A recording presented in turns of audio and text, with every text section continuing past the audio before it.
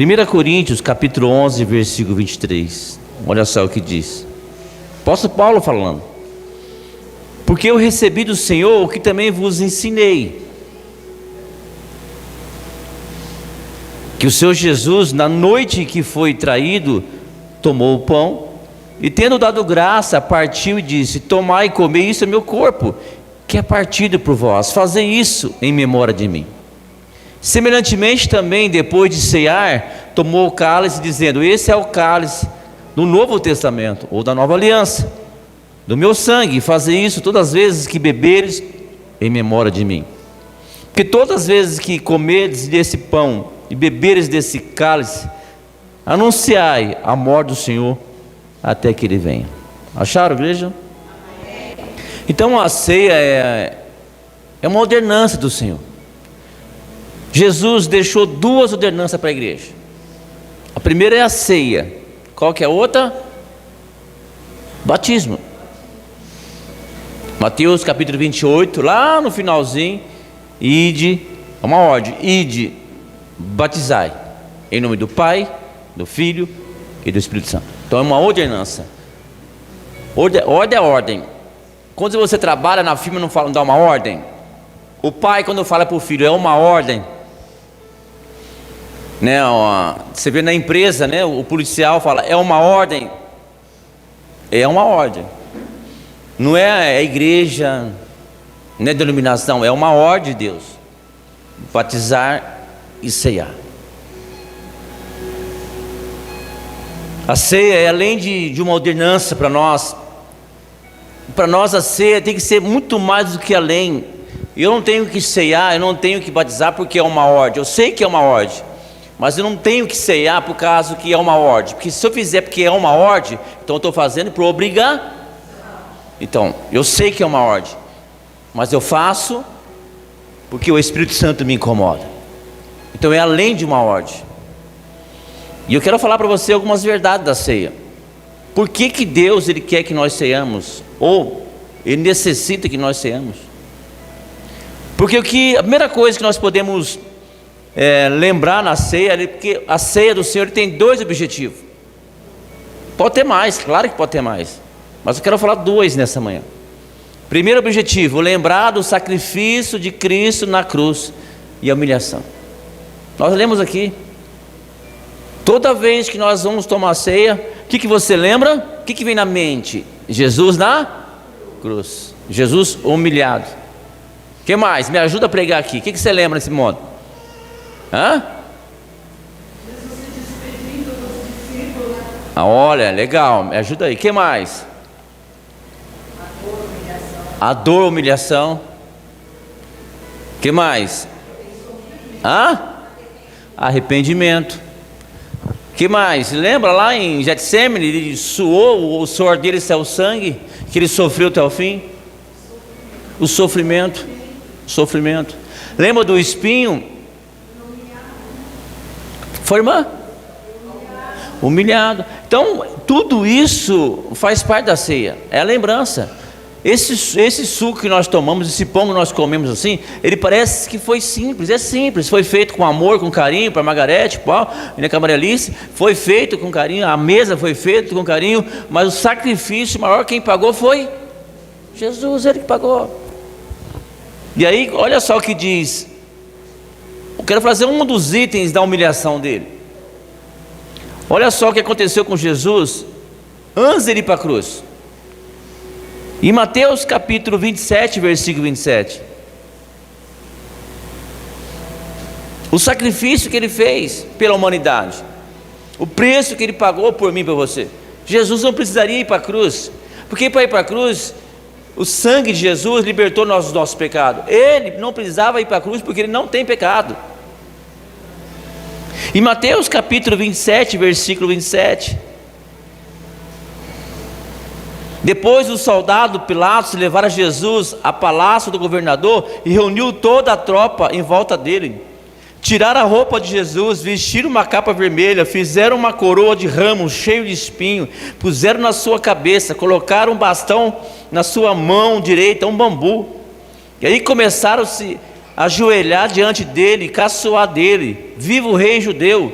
cuspiram nele, pegaram o bastão, batiram na sua cabeça, depois de terem caçoado nele, tiraram a capa vermelha, vestiram com as suas próprias roupas, e em seguida levaram Jesus para crucificar. Quer dizer, o problema não é a crucificação, ou o problema maior não foi a crucificação.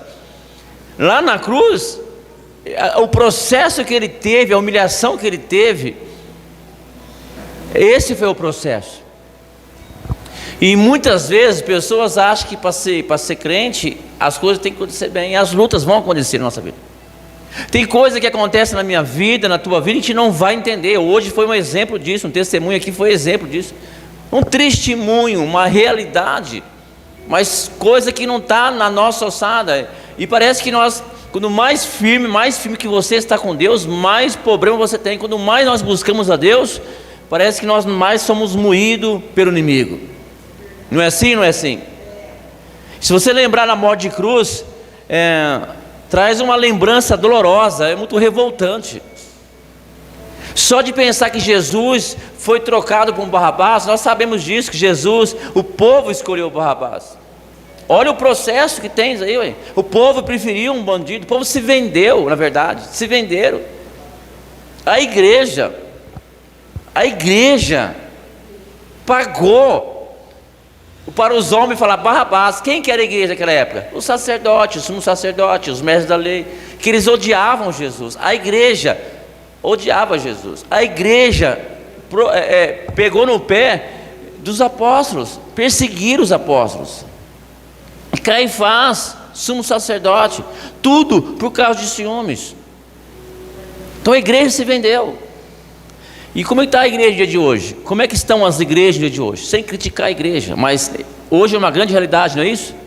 As igrejas de hoje, na sua maioria, se venderam também. Aí trocaram, e as pessoas estão trocando o Barrabás por Jesus. As pessoas estão trocando o mundo por Jesus, dentro da igreja. Quase. A morte na cruz, além de ser humilhado, é um escândalo. Eu falei alguma coisa aqui sobre isso quarta-feira, era um escândalo. A morte de cruz era um escândalo. Olha só, 1 Coríntios capítulo 1.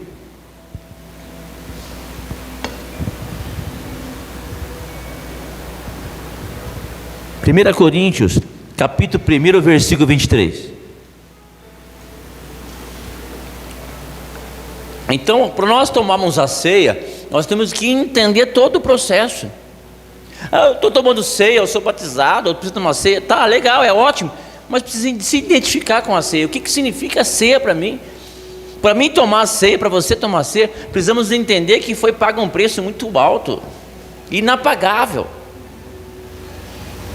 E 1 Coríntios capítulo 1, versículo 23. Mas nós pregamos Cristo crucificado, Cristo na cruz, Cristo ressuscitou no terceiro dia. Mas olha só o que a palavra diz, mas nós pregamos Cristo crucificado, escândalo para os judeus, loucura para os gentios. Morrer na cruz era um castigo horrível para toda a família, principalmente para os judeus. Era um escândalo, porque na cruz, a morte de cruz era reservada para rebelde, para terrorista, para traidores, para criminosos, ao contrário da sã experiência religiosa. Não tem nada a ver a religiosidade, é o contrário da cruz. É igual a igreja com o pecado, é o contrário, não é isso? Não, é igual água e óleo, não dá liga. Então a morte de cruz, para os judeus, era uma loucura isso. Porque além de ser uma loucura, é uma maldição para a pessoa que morreu, para toda a família era amaldiçoada. Para os outros era uma loucura. Para que cruz? É louco, é uma coisa doente. Mas para os judeus era pior ainda. E Jesus passou por todo o processo para chegar aqui para você e você tomar a ceia do Senhor. A morte de cruz era reservada só para os rebeldes. Lembrar da morte de Jesus é trazer lembranças terríveis, dolorosas, mas também é lembrar que Ele trouxe salvação. Aleluia. Nós falamos da dificuldade, da luta, da cruz, falamos do escândalo, falamos da enfermidade, falamos das dores, mas agora vamos falar dos benefícios. 1 João capítulo 2, versículo 2. Ele é a propiciação pelos nossos pecados, e não somente pelo nosso pecado, mas também pelo pecado de todo mundo. Na cruz, Jesus pagou o castigo de todos os nossos pecados. Ele morreu no nosso lugar porque Ele nos ama. Nós somos livres hoje porque Jesus morreu na cruz. Os nossos pecados foram perdoados porque Jesus morreu na cruz.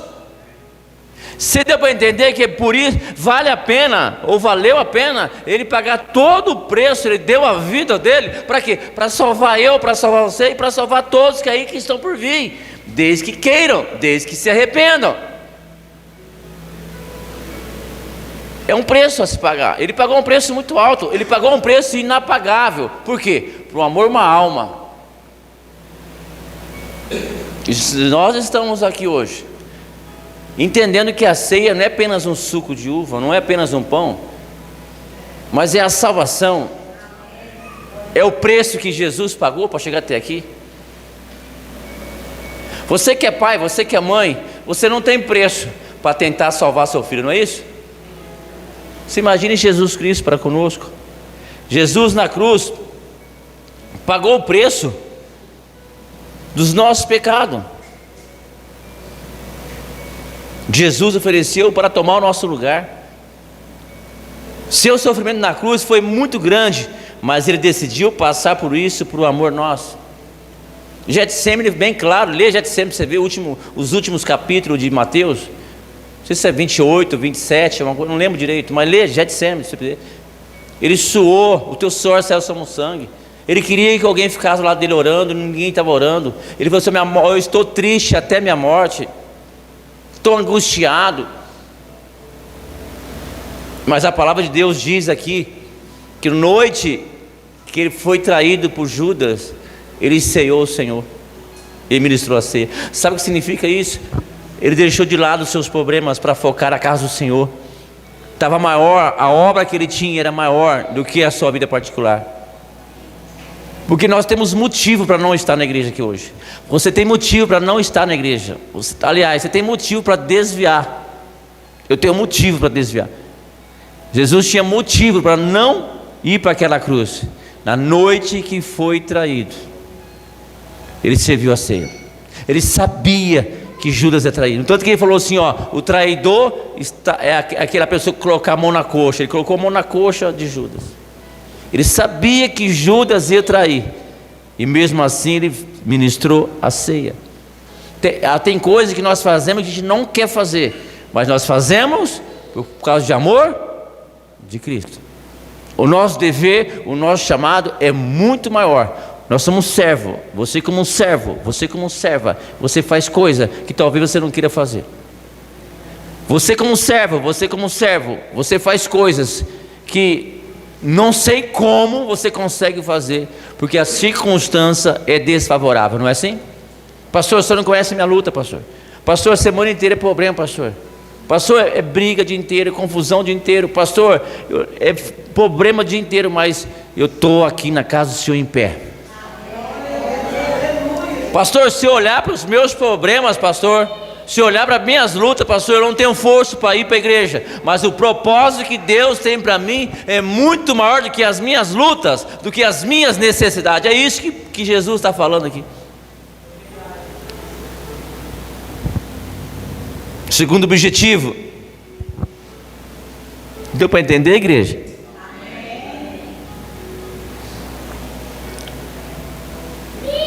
É anunciar a morte até que Ele volte. Esse é o objetivo. Primeiro é lembrar dos fatos, dos pós e dos contras. E o segundo objetivo: você crê que Ele vai voltar? Não? Agora eu vou fazer uma pergunta: você crê que você vai ser salvo?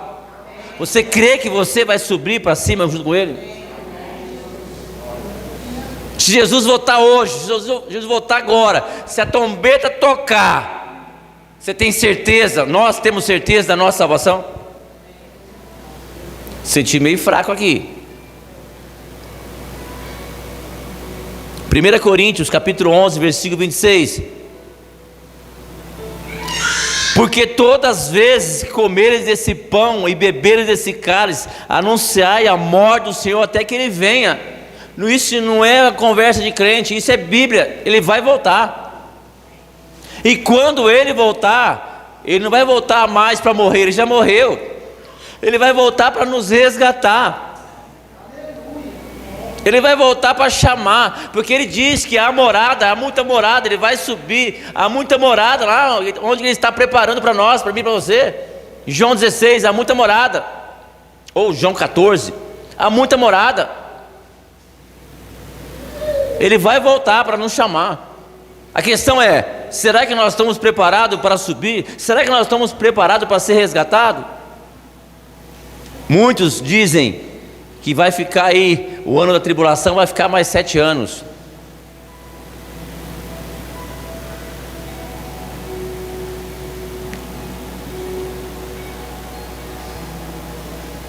Em 1 Coríntios capítulo 11, versículo 26, porque todas as vezes que comeres desse pão, beberes desse cálice, anunciai a morte até que ele venha. Jesus não permaneceu morto no terceiro dia, ele ressuscitou. A morte e a ressurreição de Jesus são garantia da nossa salvação. Assim como Jesus morreu e ressuscitou, nós também morremos e ressuscitamos.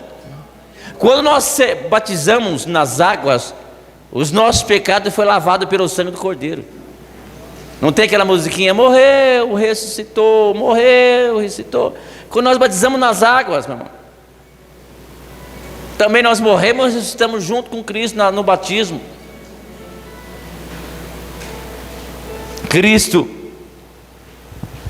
Cristão tem um único objetivo na vida: esperar a volta de Cristo. Nós temos o direito de sonhar, comprar uma casa própria, trocar um carro, comprar fazer uma viagem, e tudo isso, meu irmão, tem que fazer isso. Você tem que sonhar, estudar, fazer faculdade, tem que fazer isso. Mas o nosso objetivo maior é a salvação, é a vida eterna. Hoje quase não se prega na igreja sobre salvação. Hoje a igreja não dá ibope mais falar sobre salvação, porque todo mundo quer ir para o céu, mas ninguém quer morrer. Alguém quer morrer aqui? Mas quem quer ir para o céu? Levanta a mão. Mas quer morrer? Todo também? Eu Hã? Eu não sei o que é isso, mas é. Hã? Também não sei. E como Elias. Entendi, como Elias. Tudo exatamente. A volta de Jesus é gloriosa. Para quem ama Jesus, será um dia de alegria, porque iremos para o céu junto com Ele, como Elias. O propósito da ceia é trazer a comunhão entre os irmãos com o Senhor. Esse é o propósito da ceia, comunhão. É o banquete. Participarmos juntos é oferecer um laço de aliança. A participação da ceia é um momento sagrado para o cristão. Por isso que é fundamental que nós preparamos adequadamente esse momento de comunhão e reflexão espiritual. É muito sério a ceia do Senhor. Um fala ceia do Senhor, outro fala santa ceia do Senhor. Eu não vejo problema nenhum, pode falar um como pode falar outro, não tem problema nenhum. O importante é como nós falamos. E aqui diz em 1 Coríntios capítulo 11, versículo 28, e assim eu vou terminar e vou ministrar a ceia. O Marali, se quiser vir aqui em cima, do lado aqui, já preparando o hino, pode vir, por favor. 1 Coríntios capítulo 11, versículo 28. O que está escrito aí?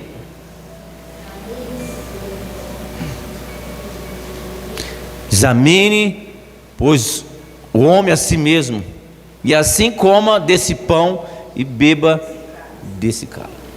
A Bíblia não diz assim, olha a vida do irmão do outro, se ele está tomando o seu, não. Estava escrito isso assim, não? O que está escrito? A si mesmo. Nós temos visto muito isso, não aqui nunca vi, graças a Deus. Você viu fulano tomou a ceia? Você viu? Não, mas a Bíblia não é para olhar a vida dos outros, a Bíblia é para olhar você mesmo. Então vamos examinar nesse momento, cada um de nós. Então, quando a irmã canta o hino, você baixa sua cabeça, curva sua cabeça,